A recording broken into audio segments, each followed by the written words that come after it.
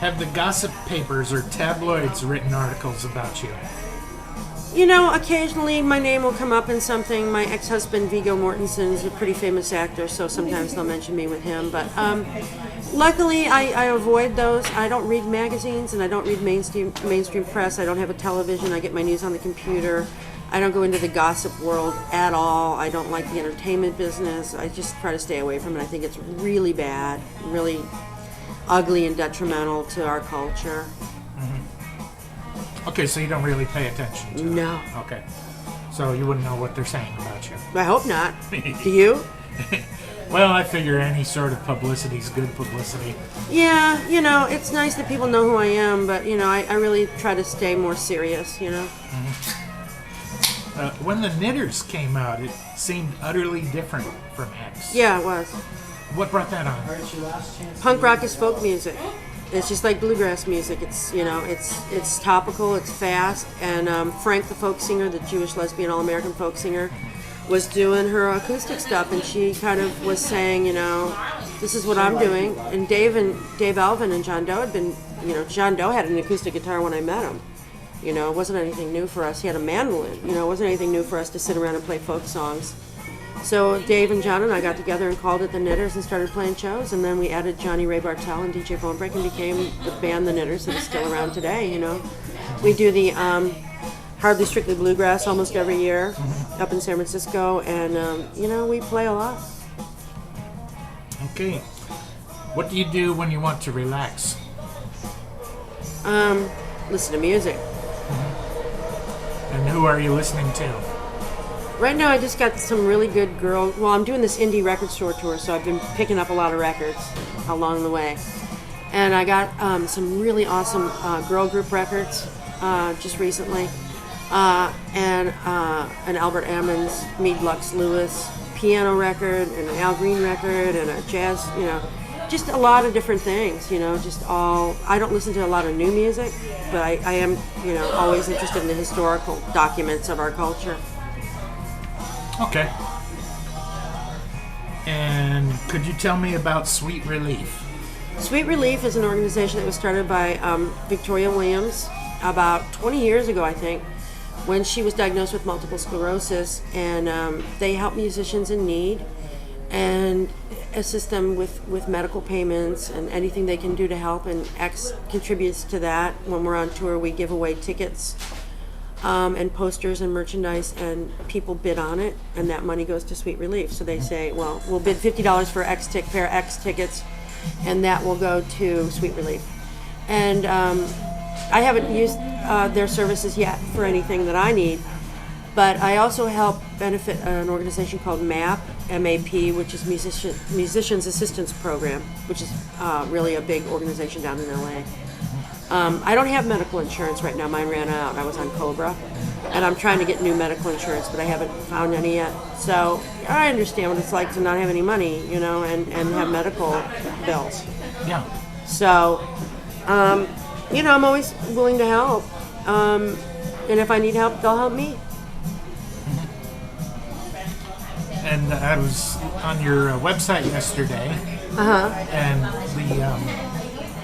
the MS thing? The You're going to thing ask me about about that? multiple Yeah. sclerosis, you said that you noticed that you were not feeling 100% Well, I'll tell you well. how that happened. For about 15, 16 years, I've been trying to figure out what's wrong with me neurologically, because I've had neurological problems. And I've been to 5 neurologists. And, you know, at some point you hear no, yes, maybe, no, yes, maybe. And then you finally go, okay, yes, you know, again, yes, you've got MS. Yes, you've got MS. And I did all the tests and everything. So, you know, right now I'm doing really well with my health. And I hope to keep it that way. And that's really all there is to it. You know, I just, you know, that's what they tell me. How does it feel? I don't feel weird. I'm fine. Okay. I had vision problems mostly, and cognitive problems, and you know, I'm on some meds, and I'm doing really well. Okay. Now, did you take any encouragement by the debate in Washington over healthcare reform? No, absolutely not. It seems pretty weak and lame what they The came up with. healthcare in this country should be like this. everyone in Congress and the president and everyone in power should all get together and say, you know what, this is outrageous. We all need health care. And then snap their fingers, take some money out of the war, and give everyone across the board, whether you're here legally or not, health care. If you're visiting from England or Mexico or Canada and you get sick, you should be able to walk into a place and get your medicine and walk out like you do in Europe. And I think it's ridiculous that they're having any debate about it at all. And I don't care what they came up with. Waiting till 2014 to get, this passed and 2019 to get that passed doesn't help anybody. I don't think what they did is good. And I don't care if some of it helps some people. It's still not good. It's not enough. It's not inclusive. It's not all encompassing. It's not considerate. It's not caring. It's not fair. And there's tons of money to go around, and that money could have been spent in a second on health care. So it really gets into national priorities. National priorities. What's important to us as a country.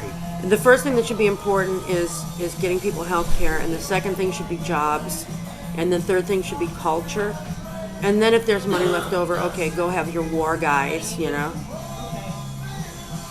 But, taking care of our soldiers, that's not a priority anymore. It's like ridiculous.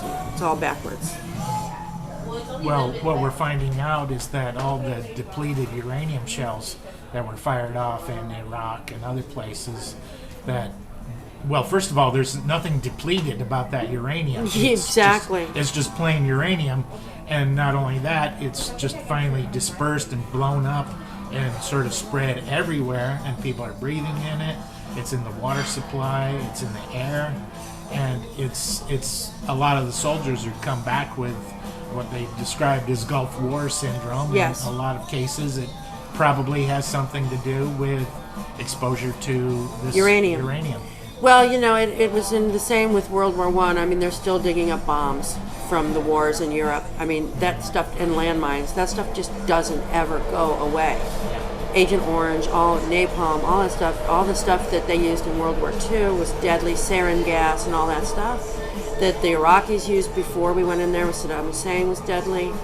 That legacy of war is endless. War is a constant on this planet. It is never not. We have never not been at war, ever. And the uranium situation is terrible. And our service people are being poisoned, and they're guinea pigs. They get vaccinated and they get shots all the time, every month. They don't get told what they're taking or what they're being injected with. It's experimental drugs or whatever. It's terrible. And they have to take the shots also. Absolutely, they do. Yeah. Okay, do you have any last words for the listeners of Berkeley Liberation Radio or people here in the San Francisco area? Well, I'm excited to be part of what you're doing, and I hope that Liberation Radio becomes a thing of the future.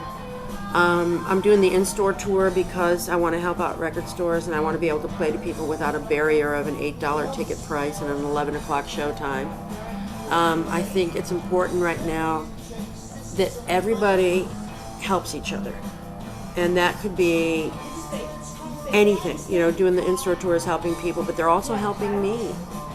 And I think that we all need to help each other right now in a way that we haven't in a long, long time, because we're all just hanging on by a thread. Businesses, renters, homeowners, kids, punk rockers, folkies, artists, everybody. We're all just hanging on by a thread right now. And if we help each other, farmers.